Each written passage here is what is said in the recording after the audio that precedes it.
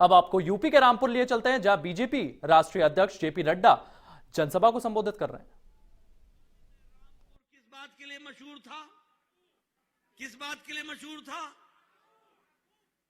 यानी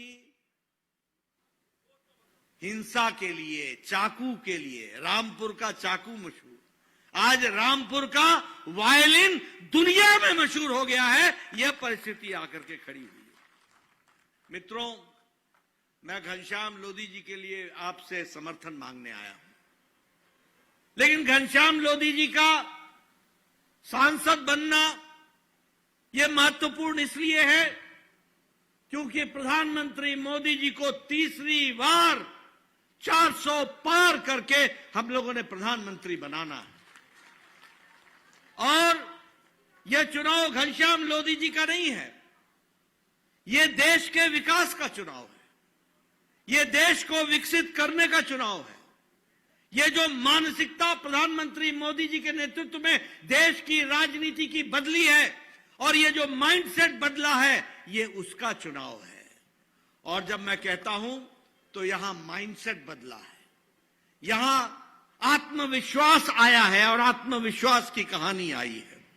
यहां लोगों का भरोसा बना है और यहां पर गुड गवर्नेंस को हमको देखने का मौका मिला है।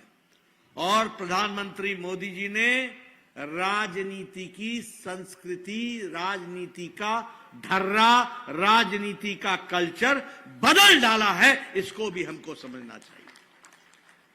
पहले क्या होता था? कौन कैंडिडेट है, अगड़ा है कि पिछड़ा है, हिंदू है कि मुसलमान है, वोट बैंक की राजनीति है। हम वोट बैंक की राजनीति करते थे।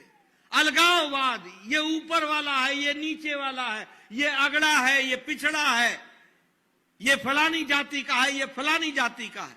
लोगों को बांट करके हम राजनीति किया करते थे और वोट बैंक की पॉलिटिक्स करते थे। मोदी जी ने राजनीति का परिभाषा बदल दी, राजनीति की संस्कृति बदल दी। अब कोई अगड़ा पिछड़ा नहीं है। अब अगर है तो विकासवाद की राजनीति है, विकास की राजनीति है। इसको भी हमको समझना चाहिए। और जब मैं विकास की राजनीति कहता हूं तो उसमें वोट बैंक की पॉलिटिक्स नहीं है। सबका साथ, सबका विकास, सबका विश्वास, सबका प्रयास, इस बात को लेकर के चले। जब लोगों ने देश को जातियों में बांटने का प्रयास किया तो मोदी जी ने कहा मैं ज्ञान के रास्ते पर चलूंगा।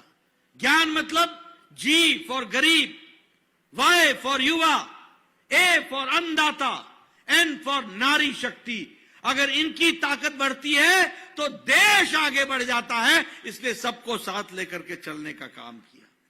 आज आपको जानकर खुशी होगी हम घनश्याम लोधी को क्यों संसद में भेजना चाहते हैं। इसलिए कि पिछले 10 सालों में मोदी जी ने जो भारत की अर्थव्यवस्था 11वें नंबर पर थी, आज उसको 10 साल में लंबी छलांग लगा करके मोदी जी ने ब्रिटेन को, ब्रिटानिया को, इंग्लैंड को, जो हमको 200 साल राज किया, उसको पछाड़कर आज भारत 5वें नंबर की अर्थव्यवस्था बन गया। 5वें नंबर की अर्थव्यवस्था बन गया। अब आपका आशीर्वाद घनश्याम लोधी को चाहिए। घनश्याम लोधी को आशीर्वाद मिलेगा, हम 400 पार करेंगे और 2024 के बाद 2027 में मोदी जी के नेतृत्व में भारत तीसरे नंबर की अर्थव्यवस्था बन जाएगा। तीसरे नंबर की अर्थव्यवस्था बन जाएगा। और उसी तरीके से आपको जानकर खुशी होगी, ये इलेक्ट्रॉनिक प्रोडक्ट्स में आज भारत का इलेक्ट्रॉनिक प्रोडक्ट 6 गुना बढ़ गया है। 6 गुना बढ़ गया है। इलेक्ट्रॉनिक एक्सपोर्ट 7,000 करोड़ रुपए पार कर गया है। स्टील के मैन्युफैक्चरिंग में, इस्पात के प्रोडक्शन में भारत 4थे नंबर पर था। आज मोदी जी के नेतृत्व में दूसरे नंबर पर आकर खड़ा हो गया है और आगे चल करके पहले नंबर पर खड़ा हो जाएगा। हम लोग जापान की गाड़ियों के बारे में सुनते थे, टोयोटा, डैटसन, टोयोटा, डैटसन। आज भारत जापान को पछाड़कर ऑटोमोबाइल मार्केट में तीसरे नंबर की मार्केट बन गया है। याद रखना, तीसरे नंबर का भारत बन गया है। केमिकल एक्सपोर्ट में 168% की वृद्धि हुई है और पेट्रोकेमिकल्स में लगभग 106% की वृद्धि हुई है। और प्रधानमंत्री जनधन योजना में लगभग 28 करोड़ बहनों के खाते खुले हैं और बहनों का, महिलाओं का सशक्तिकरण हुआ है। मित्रों, मैं यहां आपको बताना चाहता हूं भारत कैसे तरक्की किया मोदी जी के नेतृत्व में। मोदी जी ने चिंता की गांव की, मोदी जी ने चिंता की गरीब की, मोदी जी ने चिंता की युवा की, मोदी जी ने चिंता की दलित की, मोदी जी ने चिंता की आदिवासी की, मोदी जी ने चिंता की युवा की, किसान की, मोदी जी ने चिंता की हमारे हर एक वर्ग के रहने वाले पिछड़े लोगों की, उनको मुख्य धारा में शामिल किया। और इसी माध्यम से आपको जानकर के खुशी होगी कि आज भारत प्रधानमंत्री अन्न योजना के तहत 80 करोड़ की जनता को 5 किलो गेहूं या 5 किलो चावल और 1 किलो दाल मुफ्त में दी जा रही है, मुफ्त में दी जा रही है। और इस 80 करोड़ में 15 करोड़ उत्तर प्रदेश के भाई बहन हैं जिनको 5 किलो गेहूं या 5 किलो चावल दिया जा रहा है। इसका फर्क क्या पड़ा है मालूम है आपको? इंटरनेशनल मॉनिटरी फंड अब बोलता है कि भारत की गरीबी की रेखा के नीचे रहने वाले लोग आज गरीबी की रेखा से ऊपर उठ गए हैं और इनकी संख्या है 25 करोड़ लोग इसके ऊपर, गरीबी की रेखा से ऊपर उठ गए। और आज इंटरनेशनल मॉनिटरी फंड यह भी बोलता है कि अति गरीबी भारत में 1% से भी कम हो गई है। यह मोदी जी के नेतृत्व में हुआ है। प्रधानमंत्री किसान सम्मान निधि में 11 करोड़ 78 लाख किसानों को हर चौथे महीने 2-2 हजार मिल रहा है कि नहीं मिल रहा है? मिल रहा है कि नहीं मिल रहा है?